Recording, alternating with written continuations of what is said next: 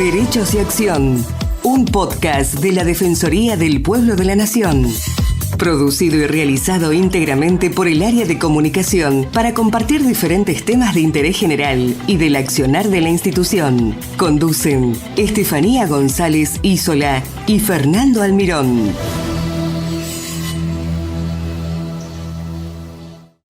Revelan una historia poblacional única en los Andes del Sur. Agricultura, crisis, migración en los últimos 2000 años. Un nuevo estudio, liderado por científicos del CONICET, publicado en la revista Nature, aporta nuevos y fundamentales conocimientos sobre las estrategias adaptativas de sociedades andinas del sur en los últimos 2000 años.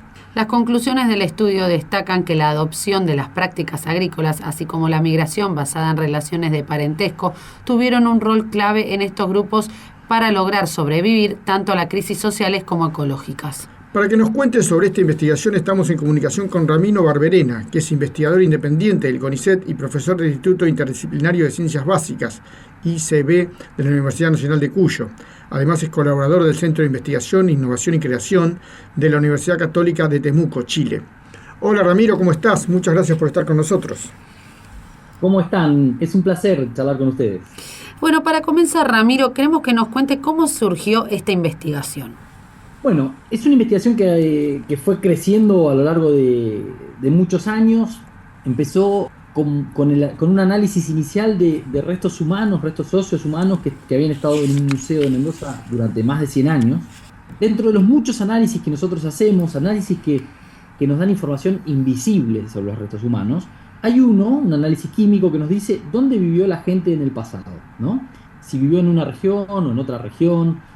Y se nos prendió una luz increíble de información cuando en un sitio arqueológico con más de 100 restos humanos en Uspallata, ese primer análisis nos dio que todos los casos analizados, ninguno de ellos había vivido en esta zona. Básicamente que eran todos migrantes, ¿sí? Uh-huh. Ese fue como una luz de sorpresa totalmente inesperada, y a partir de allí fue que decidimos ampliar estos análisis y empezar a hacer otros estudios de ADN, y empezó a crecer la red de trabajo del equipo, que nos dio lugar a un montón de información novedosa que les voy a seguir comentando. Claro, perfecto. ¿Esta gente vivió hace 2200 años? ¿Se calcula decir que más o menos vivieron ahí o que llegaron ahí? Sí, nuestro estudio su objetivo principal es la historia de la agricultura en los Andes del sur, uh-huh. Teniendo en cuenta que la llegada de la agricultura fue uno de los cambios más grandes que experimentó la sociedad humana, básicamente desde que estamos en Sudamérica. Entonces hicimos un estudio de muchos niveles de información, análisis químicos, ADN, etcétera, de restos humanos de los últimos, pongámosle, 2500 años, y eso nos abarca un espectro de diversidad social desde pequeños grupos de gente que cazaba animales y recolectaban plantas silvestres hace más de 2000 años, hasta agricultores de maíz, etcétera, sumamente especializados, justo antes de la llegada de los incas. Entonces es un espectro de cambio social y económico increíble que pudimos estudiar en estos últimos 2000 años, ¿no? Uh-huh. Y un primer análisis que fue sumamente novedoso es que al ver el ADN uno puede estudiar las características biológicas de la gente del pasado a través de análisis de huesos o dientes, estudiando el ADN. Y nos marcó que todas estas poblaciones, estamos hablando de cientos de generaciones humanas en esta región, básicamente son un mismo linaje biológico, son una misma población a través del tiempo. Y esto implica que las mismas personas adoptaron la agricultura, las plantas domésticas, los animales domésticos como las llamas que venían de los Andes del centro, de Perú, Bolivia, etc., sin un proceso de migración muy importante. Con lo cual, no es que hubo un proceso de migración que dispersó la agricultura y el pastoralismo en los Andes, llegando a los Andes del Sur, sino que básicamente en un proceso lento de aprendizaje, ensayo, error, esta gente fue cambiando su modo de vida, pero básicamente siendo la misma gente, ¿sí? ¿Se entiende? Sin un gran cambio de población en el medio. Claro, se podría decir que eran americanos, cuando no existía América, como quien dice. Sí, claro que sí, son poblaciones ancestrales que seguramente si tuviéramos información biológica más atrás en el tiempo, miles de años atrás, muy probablemente había una continuidad. Definitivamente que eran poblaciones ancestrales de América y que al menos en los últimos 2500 años están presentes en Argentina, en el centro de Argentina, ¿sí? Mendoza, en Chile también, con lo cual hay todo un proceso de continuidad, más allá de que siempre hay cambio, hay una continuidad poblacional, biológica muy importante a través de estos enormes cambios sociales. Perfecto, Ramiro. ¿Y cuál fue el aporte de las comunidades indígenas en la investigación? Ese fue un proceso increíble para nosotros, fue la primera vez que en mi caso personal pudimos trabajar estrechamente, digamos, compartiendo el desarrollo del proyecto con las comunidades indígenas. En este caso son comunidades indígenas Huarpe del Valle de Uspallata. Son dos comunidades, Guaitamari y Yahué-Sumec. Fue un proceso que fue creciendo. Esto se hizo con un proyecto de National Geographic, gran parte del desarrollo de esto. Ah, mira. Que pedimos junto con las comunidades y que ellos formaron parte de pensar el proyecto y de la discusión de cómo llevarlo adelante. Esto involucró, porque hay un tema, acá hay que partir de un tema muy importante, ¿no? Yo me paro desde la investigación y para mí los restos humanos del pasado obviamente uno asume que son restos de personas, con todo el respeto que eso implica, pero la gente de las comunidades indígenas que siente una cercanía afectiva diferente, ¿sí? Y una cercanía afectiva histórica. Entonces, el punto de partida de trabajar en conjunto fue empezar a construir un consenso en el cual se escuchen las inquietudes de las comunidades indígenas, que muchas veces son diferentes a las que tiene la investigación, digamos. Se definan en conjunto los pasos de trabajo, se defina una forma respetuosa de trabajo. Entonces fue un proceso increíble, y todo el proceso transitamos juntos, desde pensar las preguntas, desde el modo en que se muestreaban o se trabajaban los restos, hasta luego la escritura del trabajo, en las cuales ellas también formaron parte, los representantes de las comunidades.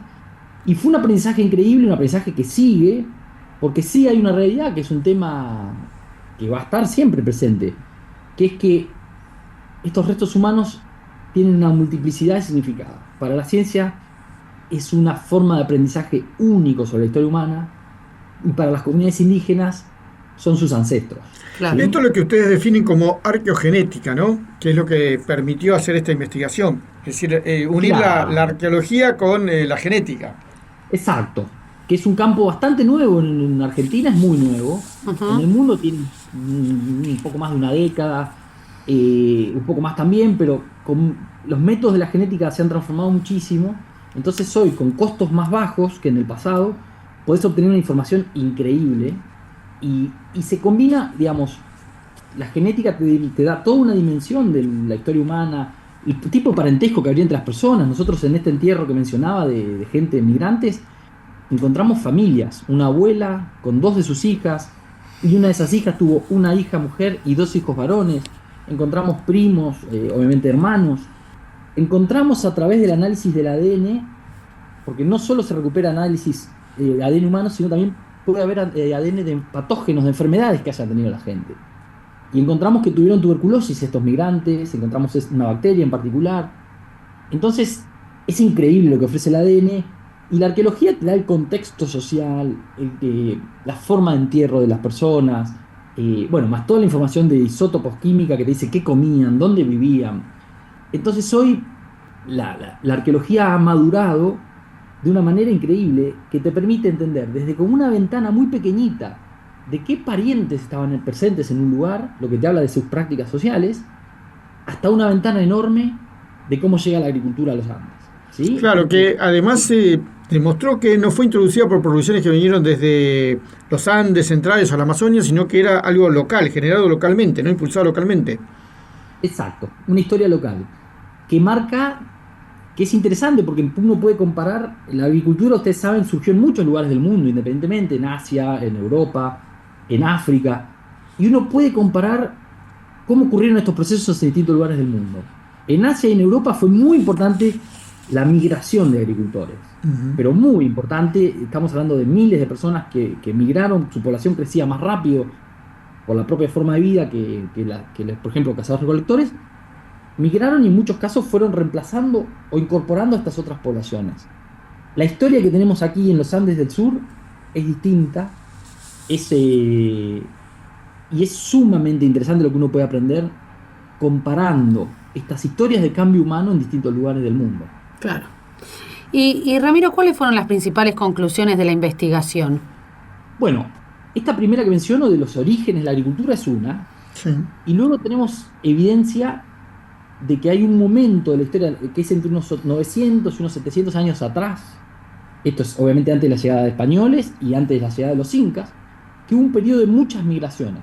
En este periodo de unos 200 años interceptamos que muchos sitios arqueológicos tienen migrantes, que eran agricultores. Entonces, ahí está la pregunta de, bueno, ¿por qué estas migraciones? Siempre tuvo un costo, así como lo tiene hoy, migrar, ¿sí? Dejás tu lugar, dejás tus campos de cultivo, en el caso de los migrantes, tu casa, Sí. probablemente familia. Entonces tiene que haber una explicación para un proceso de estas características. Y ahí empezamos a unir líneas de evidencia, lo que mencionaba la tuberculosis, que es una enfermedad infecciosa muy transmisible. Tenemos información de que eran poblaciones muy pequeñas. En síntesis, reconstruimos que en un momento dado, de una especialización muy fuerte en la agricultura, y sobre todo de maíz, se empezó a vivir una crisis social prolongada, de unos 200 años más o menos, que es la que va explicando esta necesidad de estas poblaciones de emigrar, de dejar su lugar de origen y venir a este espacio que era de Uspallata, Claro. donde luego fallecieron y fueron enterradas. Sí. Claro, Entonces, con un clima un poco también menos hostil, ¿no? Como bajando un poco más de la montaña, se diría. claro, vaya a saber el motivo específico. Seguramente venían a este espacio porque tenían vínculos sociales, pero claramente creemos que esta migración, y con redes de cooperación con las poblaciones locales, porque no hay evidencia de violencia, de conflicto, fue parte de la respuesta humana a un periodo muy prolongado de crisis, que es fascinante también, porque también uno empieza a entender cómo responden las sociedades humanas frente a problemas que seguimos teniendo hoy, como puede ser el clima o la transmisión de enfermedades, fracasos en la agricultura, por ejemplo, ¿sí? Sí, fue pasando. En aspectos, las sociedades del pasado y nosotros tenemos muchos más aspectos que nos unen que nos separan, a pesar de que pensemos que hemos cambiado tanto. Ramiro, bueno, la verdad que es muy interesante lo que nos contás. ¿Cómo sigue la investigación ahora? ¿Para qué lado sigue? ¿Cómo pensás que sigue? ¿Estás trabajando tenés un equipo de trabajo con otros científicos también? Hay que destacarlo esto también, con otros que han participado. Acá tengo al CONICET de Córdoba también, ¿no? El Instituto de Antropología de Córdoba, el Instituto Pasteur, ¿no? Además de las comunidades. ¿Cómo sigue la investigación? Bueno, esto es muy interesante. Sí, empiezo por la segunda parte, que es, somos una red de equipos. Uh-huh. En Francia hemos hecho el ADN, en Sudáfrica hicimos ciertos isótopos, análisis químicos. En Pierre Luisi, que es un especialista en ADN, está en Córdoba, el francés, pero vive en Córdoba. Entonces es realmente una red de trabajo con decenas de personas. Y ahora estamos en el desafío, estoy en este momento escribiendo un proyecto, por parte de nuestro trabajo es escribir proyectos para conseguir recursos en distintos lugares del mundo. Entonces ahora el desafío es cómo extendemos esta mirada de orígenes de la agricultura y de las historias de cambio que produjo la agricultura y el pastoralismo en todos los Andes. Entonces estamos en una instancia en la cual vamos a colaborar con otros 3 equipos, uno trabaja en Jujuy, uno en Bolivia y uno en el norte de Perú, preparando un proyecto que haga estudios parecidos a los que hemos hecho, pero básicamente en todos los Andes, para empezar a armar, para entender, porque este proceso es un proceso de escala medio continental. Los Andes, ustedes saben, es un continuo geográfico increíble. Este proceso de dispersión de la agricultura se dio en todos los Andes. Entonces, el desafío hoy es empezar a entender, más allá de esta historia local aquí en el sur, la diversidad de historias humanas en relación a la agricultura.